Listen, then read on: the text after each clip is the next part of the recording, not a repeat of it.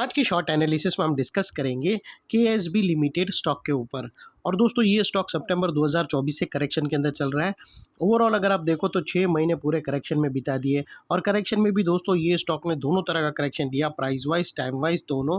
पहले स्टॉक ने price wise correction दिया जहां पर ये स्टॉक काफ़ी हद तक डाउन साइड करेक्ट हुआ, फिर टाइम वाइज करेक्शन के अंदर एक स्ट्रॉन्ग बेस बनाकर अल्टीमेटली उसको ब्रेकआउट किया है। और फ्रेंड्स ये स्टॉक के अंदर मल्टीपल पॉजिटिव फैक्टर्स भी ट्रिगर हुए हैं, जिसके तहत ये स्टॉक करंट लेवल से अपसाइड में 10 to 12% मूव दे सकता है। लेकिन फ्रेंड्स यहाँ पर कोई भी हमारी बाय सेल होल्ड रिकमेंडेशन बिल्कुल भी नहीं है। ये प्योरली एजुकेशन पर्पज से मैं अपना पॉइंट ऑफ व्यू आप लोगों के सामने शेयर कर रहा हूँ। कोई भी पोजीशन लेने से पहले अपने फाइनेंशियल एडवाइजर को ज़रूर कंसल्ट कर लेना। दोस्तों आप लोग देख सकते हो कि ये वो टॉप था जहाँ से स्टॉक के अंदर एक डाउनसाइड करेक्शन स्टार्ट हुआ, एक डाउनवर्ड स्लोपिंग पैरेलल चैनल के थ्रू। और जब तक स्टॉक के डाउनवर्ड स्लोपिंग पैरेलल चैनल में था, स्टॉक प्राइस वाइज करेक्शन के अंदर एंगेज रहा, और यहाँ पर back to back lower lows trigger हुए। दोस्तों अगर आप देखो तो फर्स्ट लोअर लोज यहाँ ट्रिगर हुआ, सेकंड लोअर लोज यहाँ पर, थर्ड और लास्ट लोअर लोज यहाँ पर। और जैसे ये downward sloping parallel channel upside में ब्रेकआउट हुई, इसने मल्टीपल हायर हाइज को ब्रेक करके उसके अबाउ सस्टेन क्लोजिंग देकर कंफर्म कर दिया करेक्शन कंप्लीटेड।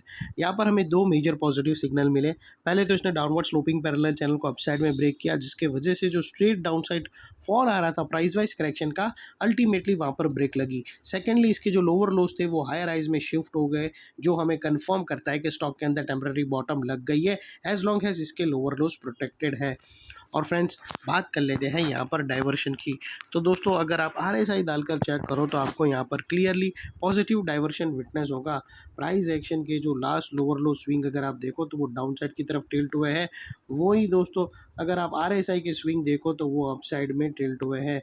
ये यहाँ से और ये वो एरिया है जहाँ हमें फर्स्ट ब्रेकआउट मिल रहा है, जो इस अपसाइड में स्टॉक को पंप कर सकता है।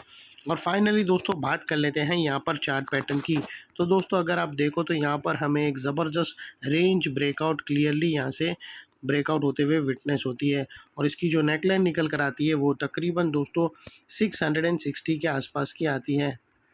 और दोस्तों यहाँ पर अपसाइड में जो टारगेट निकलते हैं स्टॉक के वो 740 रुपीज़ के आते हैं, 735 के आसपास के आते हैं।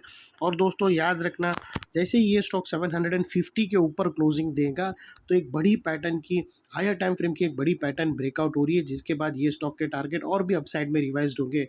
और दोस्तों यहाँ पर एक रेजिस्टेंस है जो ये स्टॉक फेस करेगा टारगेट से पहले, उसको हम ब्लू में कर देंगे।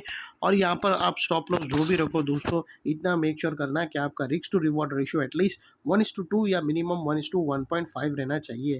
और फाइनली दोस्तों नेकलाइन के पास का ये एरिया एक इंपॉर्टेंट सपोर्ट का काम करेगा, बिकॉज मल्टीपल पॉजिटिव फैक्टर्स हमें यहाँ पर ही एक्शन में आते हुए मिले। यही एरिया पे हमने डाउनवर्ड स्लोपिंग पैरेलल चैनल को अपसाइड में ब्रेकआउट होता हुआ देखा, लोअर लोज हमें हायर राइज में शिफ्ट होते हुए मिले। यहाँ पर ही दोस्तों हमें पॉजिटिव डाइवर्शन मिला प्राइस एक्शन और RSI के थ्रू, और यहाँ पर ही दोस्तों पैरेलल चैनल भी ब्रेकआउट हुई, और उसी पैरेलल चैनल में एक डबल बॉटम भी ट्रिगर हुई है।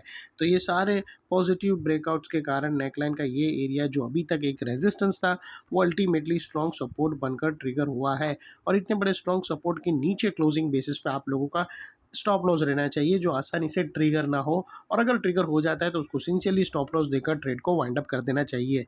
ये थी हमारी एनालिसिस फ्रेंड्स। अच्छी लगे तो प्लीज़ चैनल को लाइक शेयर सब्सक्राइब ज़रूर करना। Thank you. जय हिंद।